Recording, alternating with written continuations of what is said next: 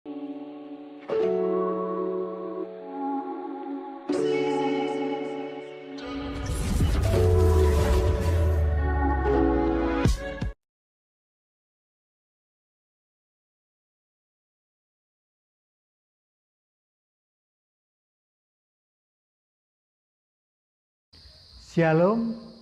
Shalom jemaat Tuhan dari GBS Haleluya Palur. Selamat sore, mari saudara-saudari yang terkasih. Sebelum kita mengikuti ibadah online, mari kita berdoa tundukkan kepala. Tuhan Allah Bapa kami yang dalam surga, di dalam nama Tuhan Yesus Kristus, ya Tuhan, sertai kami pelayan-pelayan-Mu Tuhan, berkati pelayan-pelayan-Mu ini Tuhan, serta pemimpin pujian dan pemain musik Engkau persatukan Tuhan, agar mendapat kasih karunia dan bisa menunaikan ibadah sore hari ini dengan baik. Terima kasih Tuhan, serta kami juga berdoa untuk pembawa firman-Mu Tuhan, sertai dengan kuat kuasa-Mu dan roh-Mu yang kudus, agar firman-Mu yang disampaikan akan menjadi pegangan untuk hidup kami Tuhan, para jemaat-Mu. Di dalam nama Tuhan Yesus Kristus, kami mulai awali ibadah sore hari ini, mulai dari awal, pertengahan, dan akhirnya. Kami panjatkan hanya di dalam nama Tuhan Yesus Kristus, Allah kami yang hidup. Haleluya. Amin.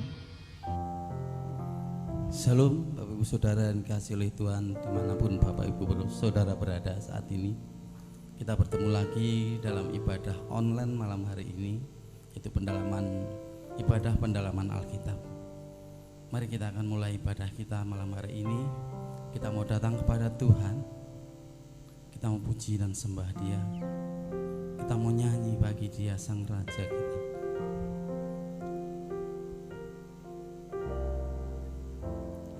Pujilah aku Tuhan,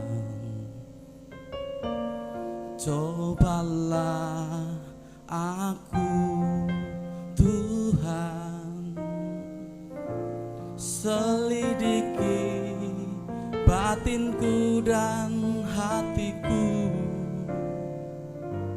mataku tertuju padamu.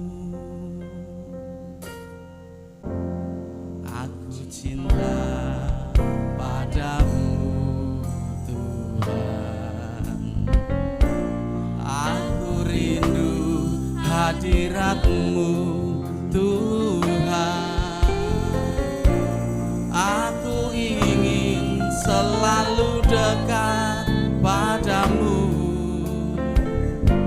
menikmati kehadirat-Mu. Nyanyi Hosana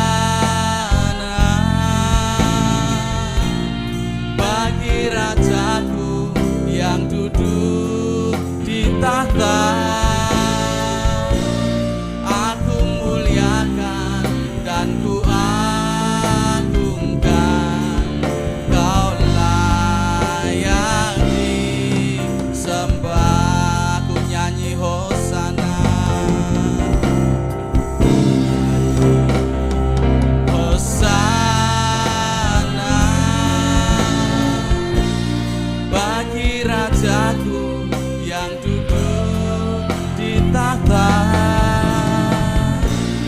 Aku muliakan dan ku agungkan, Kau layak disembah.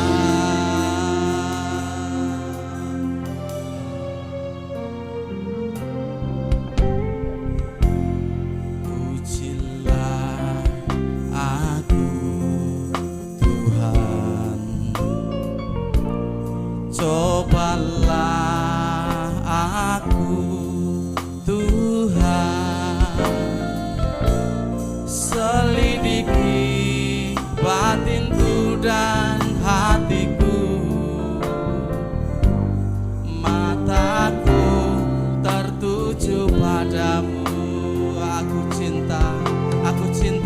padamu Tuhan.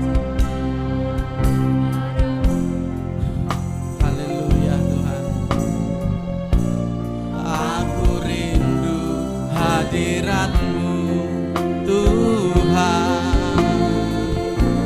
Aku ingin selalu dekat padamu, menikmati kehadiran-Mu.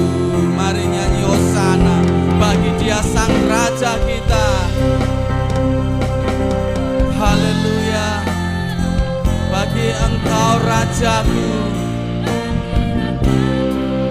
yang duduk di tahta. Aku muliakan dan ku agungkan, Kau layak disembah.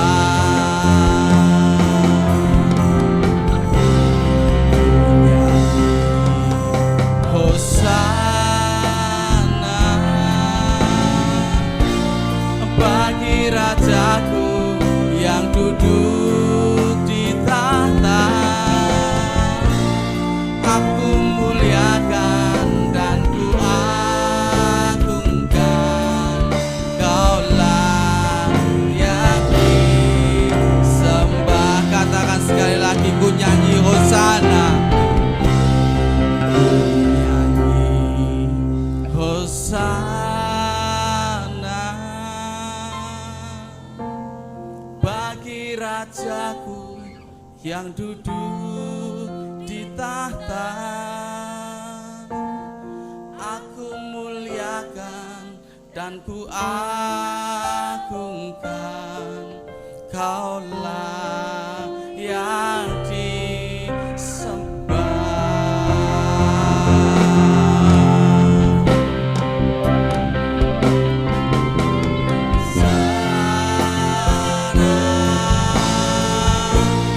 Bagi Rajaku yang duduk di tahta. Aku muliakan dan ku agungkan, Kau layak disembah.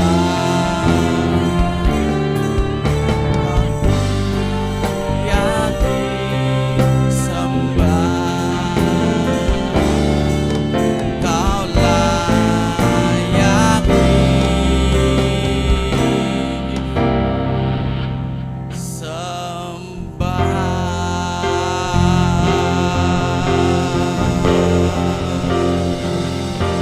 Kami sembah, mari sembah Dia. Haleluya. Kami sembah Kau Rajaku.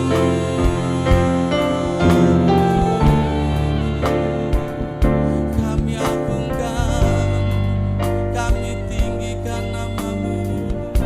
Haleluya.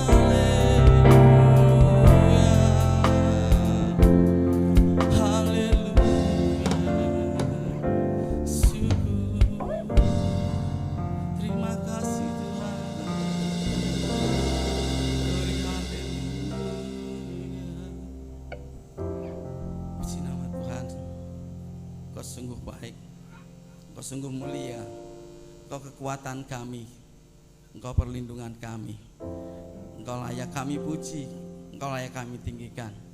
Umat Tuhan yang siap lagi untuk memuji dan memuliakan Dia, sama-sama katakan amin.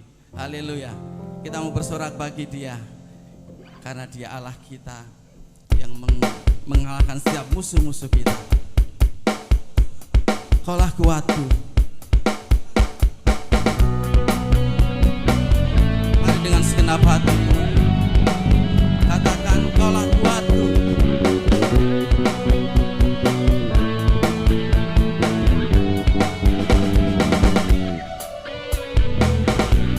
Meskipun musuh di depanku, rintangan menghadang langkah, Kau sungguh, Engkau bersamaku.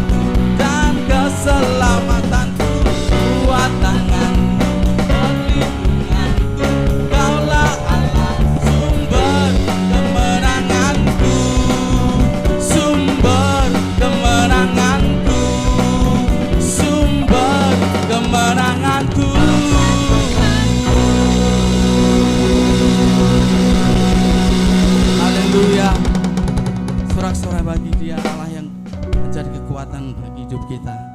Puji nama Tuhan. Kita mau lebih lagi menikmati kasih-Nya lewat firman-Nya, lewat jalan-jalan kehidupannya untuk kita. Haleluya Tuhan.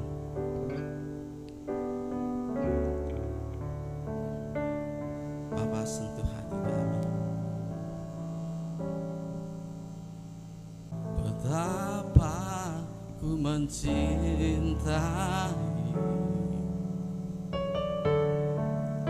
segala yang telah terjadi. Tak pernah sendiri jalani hidup ini, selalu menyertai.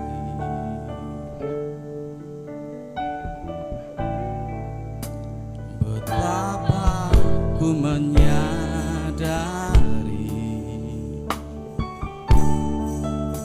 di dalam hidupku ini Kau selalu memberi rancangan terbaik oleh karena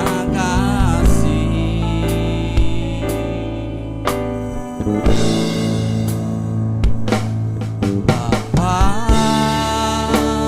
sentuh hatiku, ubah hidupku menjadi yang baru, bagai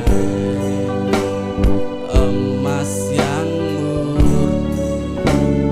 Kau membentuk bejana hatiku. Bapa, ajarku mengerti sebuah kasih yang selalu memberi, bagai air mengalir yang tiada pernah berhenti.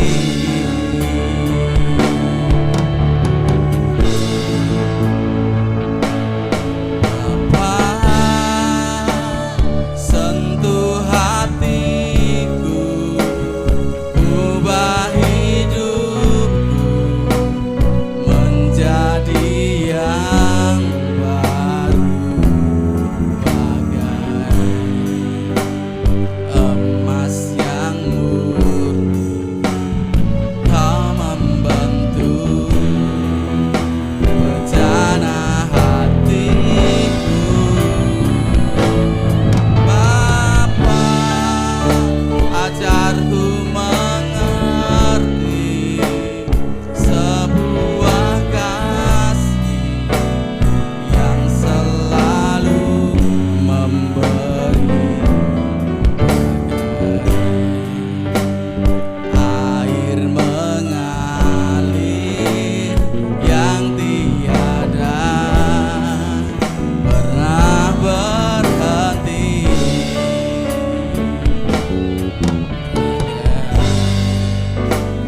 Air mengalir yang tiada pernah berhenti, bagai air mengalir yang tiada pernah berhenti.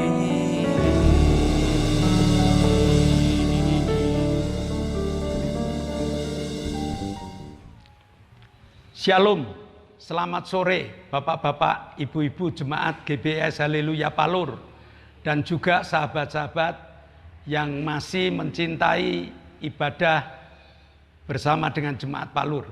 Hari ini kita akan belajar tentang perjalanan dan pekerjaan Rasul Paulus. Mari kita berdoa. Bapa, kami mengucap syukur Kau Allah yang menyertai kami, memberkati kami, sehingga kami dapat beribadah bersama-sama dengan teman-teman kami. Walaupun kami berjauhan, tetapi Roh-Mu menyatukan kami, dan Engkau membuka hati kami untuk taburan kuasa firman. Untuk taburan kuasa firman. Terima kasih Bapa. Dalam nama Yesus kami telah berdoa dan mengucap syukur. Amin. Selasa yang lalu kita telah belajar tentang Rasul Paulus yang mengajarkan tentang kerajaan surga. Bahwa Allah sangat mengasihi manusia. Allah berupaya mengirimkan Yesus agar manusia dapat hidup di dalam kerajaan Allah. Tetapi apa yang diajarkan Paulus? Banyak di antara mereka yang menolak. Bahkan secara halus Paulus diusir.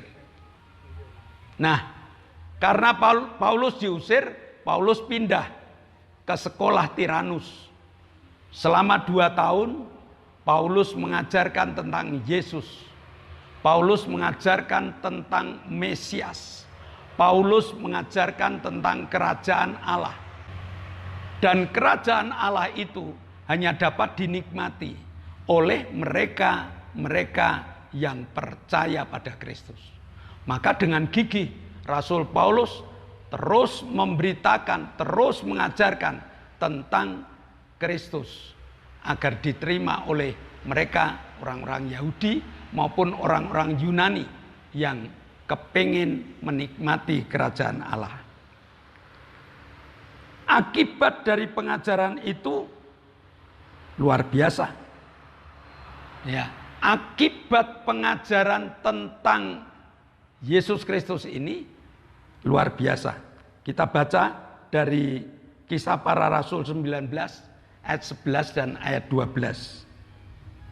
Allah melakukan banyak mujizat yang luar biasa melalui tangan Paulus, sehingga sapu tangan atau celemek yang pernah menyentuh kulit Paulus dibawa kepada orang sakit, maka penyakit mereka hilang dan roh jahat keluar dari mereka. Hebat sekali bahwa mujizat masih ada. Hanya perlu diperhatikan, mujizat itu karya Allah. Alkitab yang kita baca tadi melalui tangan Paulus. Celemek, sapu tangan yang pernah menyentuh Paulus itu bisa untuk mengobati orang sakit. Bahkan orang yang kerasukan setan pun pergi. Betapa hebatnya mujizat itu. Dan mujizat saat ini juga masih ada. Kalau orang-orang itu siap untuk menerima kuasa Roh Kudus dalam hidupnya.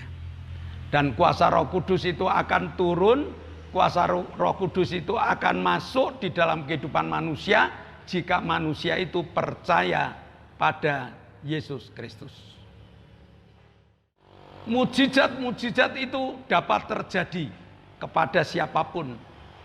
Di mana Allah bekerja, di situ mujizat ada. Nah, kesempatan itu tidak disia-siakan oleh kuasa gelap.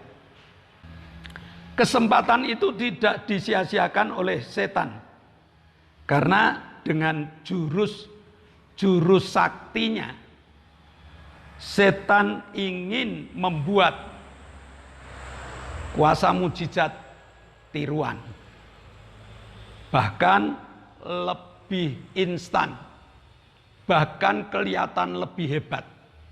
Tapi mari kita lihat.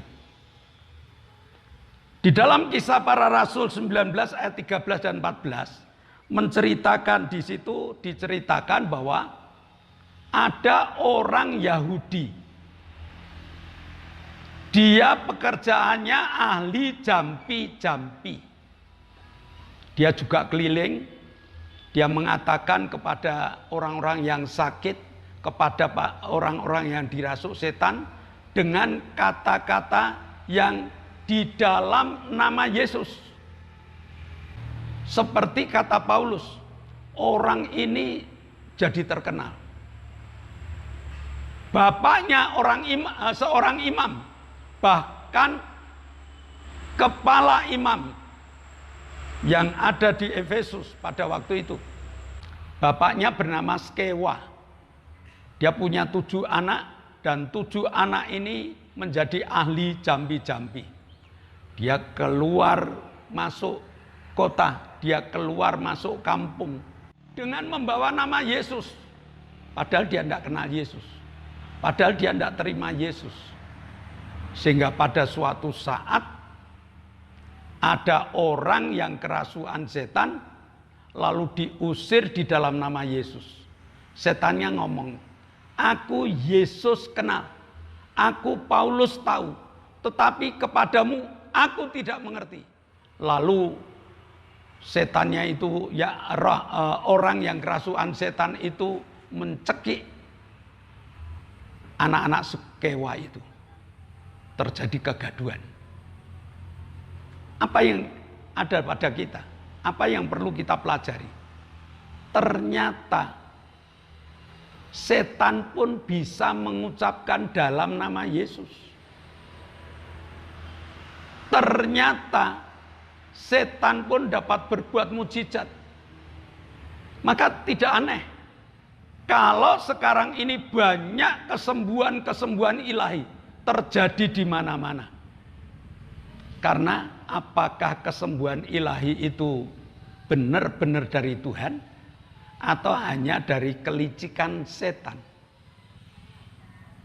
Tuhan kepingin melalui pelajaran yang kita pelajari ini, kita ini jangan hanya sekedar mengenal Tuhan, lalu ikut-ikut sama seperti mereka, mengatakan di dalam nama Yesus.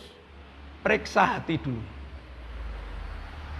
Apakah Yesus ada di dalam hati kita? Kalau Yesus ada di dalam hati kita, oke, kesembuhan ilahi dapat terjadi. Oke, banyak mujizat yang terjadi. Tetapi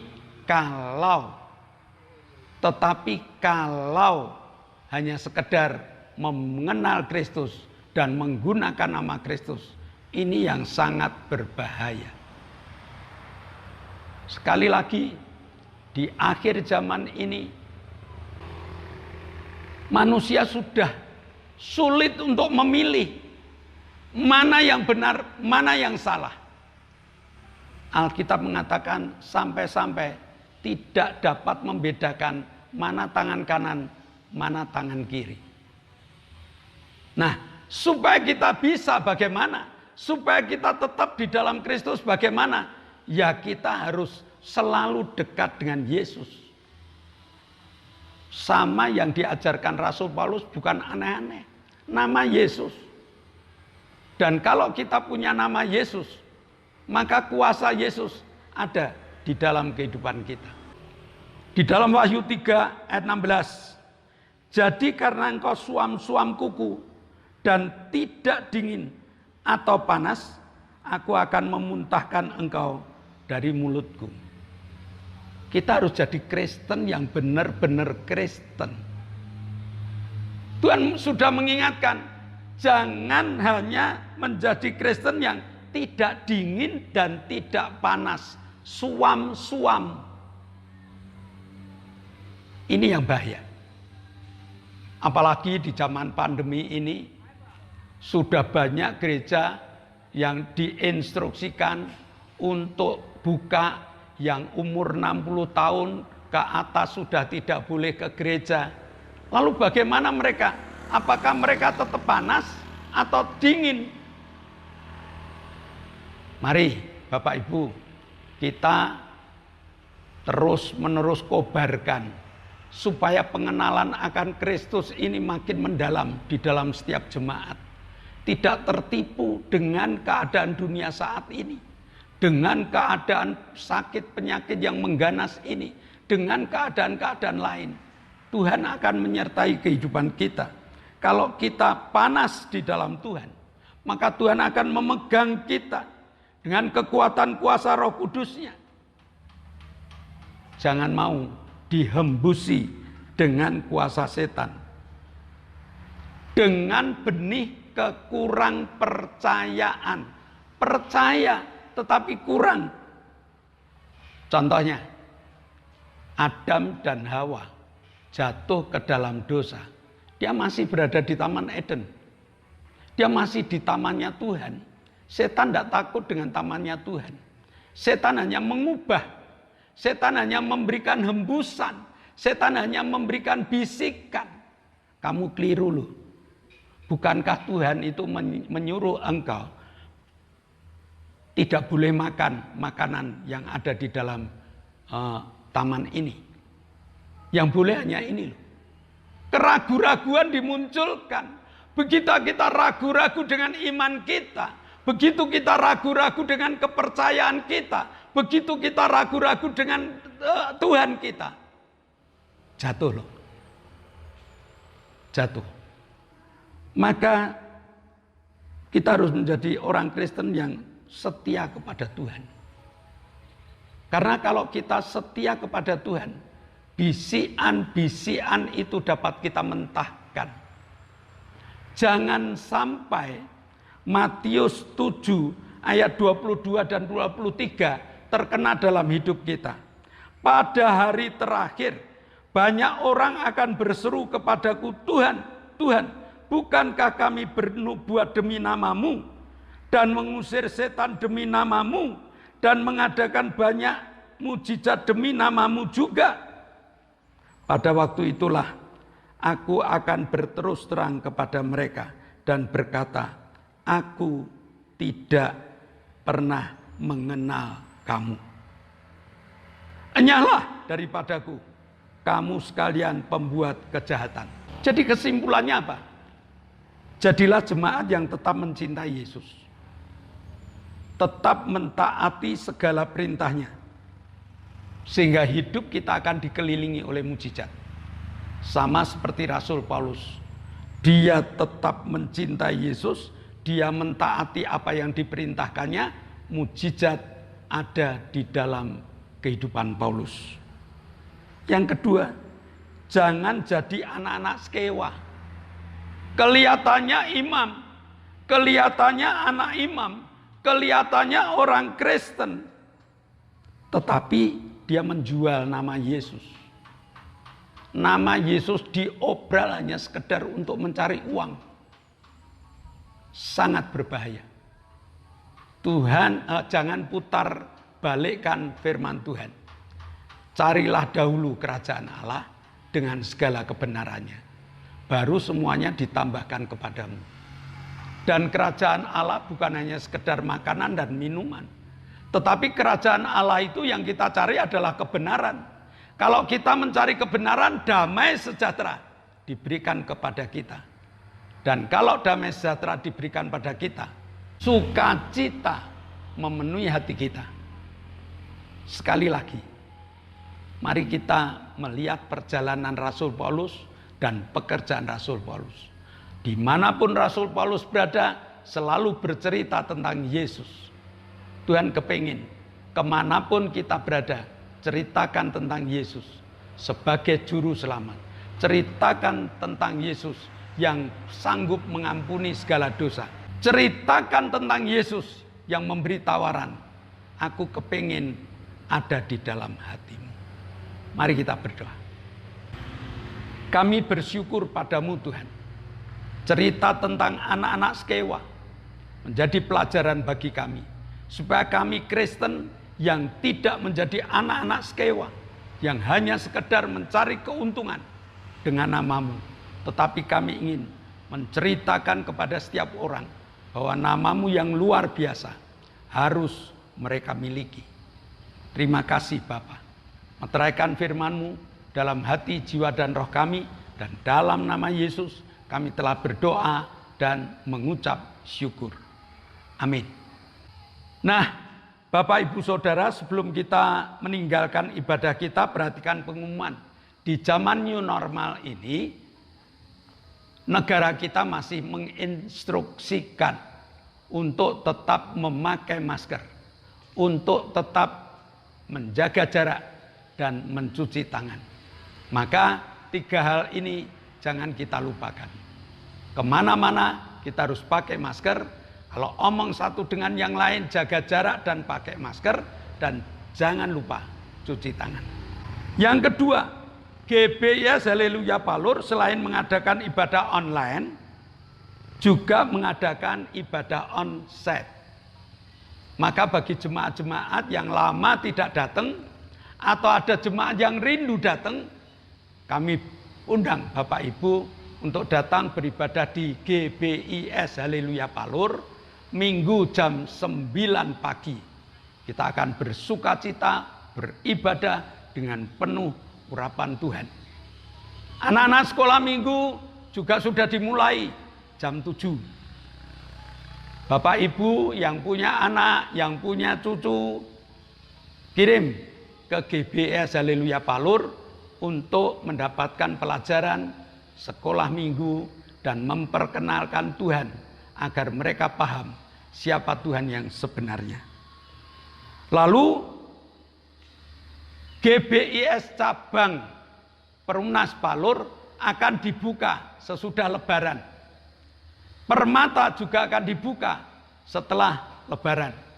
Bapak Ibu segera mengaktifkan diri agar tidak dingin dan tidak panas, tidak suam-suam kuku di hadapan Tuhan. Tapi mari kita beramai-ramai untuk aktif di dalam setiap kegiatan. Peserta ibadah online tolong di like, tolong di komen, bahkan bila perlu di share, agar berita firman Tuhan sampai ke ujung bumi. Doakan agar ibadah online ini terus berlanjut, karena ibadah online ini merupakan sarana pembagian Injil kepada mereka agar mereka kenal Yesus. Kita berdoa untuk kru agar kru sehat, semangat. Kita berdoa untuk alat agar alat tetap tidak rusak walaupun dibawa ke sana kemari. Puji Tuhan, itulah pengumuman dari GBIS Haleluya Palur. Dan sekarang mari kita akhiri ibadah kita dan kita menaikkan syafaat kita. Tuhan, kami mengucap syukur Engkau telah menjamah Bapak Paulus Sugito, Saudari Lili, Ibu Bambang, Ibu Ratmi, dan Bapak Ibu Siryono. Mereka telah Kau jamah, mereka telah Kau sembuhkan, mereka menantikan pemulihan.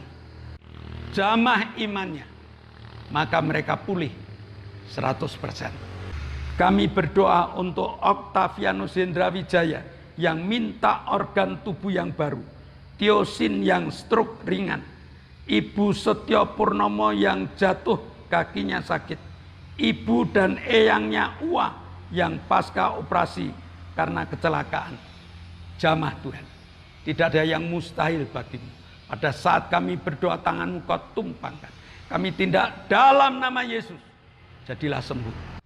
Kami juga berdoa untuk Pak Endro, Pak Tris, Pak Yusuf, Pak Marsudi, Pak Kadir, Pak Warto, Ibu Danu, Ibu Erna, Ibu Isbianto dan Bumbing. Jamah imannya. Karena dengan iman yang Kau berikan, yang Kau tumbuhkan, mereka dapat menikmati sukacita yang sempurna. Terima kasih Bapa, kami menyerahkan seluruh kehidupan jemaat-Mu dalam tangan kemurahan. Sebentar kami akan tinggalkan aktivitas kami dalam ibadah online. Kami akan kembali ke aktivitas kami masing-masing. Curahkan berkat-Mu. Jemaat yang dikasihi Allah, kedangkanlah tangan-Mu. Nikmatilah segala berkat yang Allah kirimkan untuk Engkau. Karena saat ini Allah telah membuka tingkap-tingkap langitnya dan mencurahkan segala berkat-Nya. Maka terimalah berkat untuk rumah tangga-Mu. Terimalah berkat untuk setiap usaha pekerjaan. Terimalah berkat untuk segala rancangan-rancangan hidupmu. Berkat jasmani, berkat rohani terus mengalir dan mengalir limpah sampai setiap orang pun akan mengatakan engkau diberkati. Dan jika engkau berpisah satu dengan yang lain, bawalah berkat dari Allah Bapa, cinta kemurahan dari Tuhan Yesus Kristus, serta persekutuan Roh Kudus menyertai engkau mulai hari ini sampai Maranatha, Tuhan Yesus datang yang kedua kali. Yang percaya katakan amin. Shalom, Tuhan memberkati. Bersyukur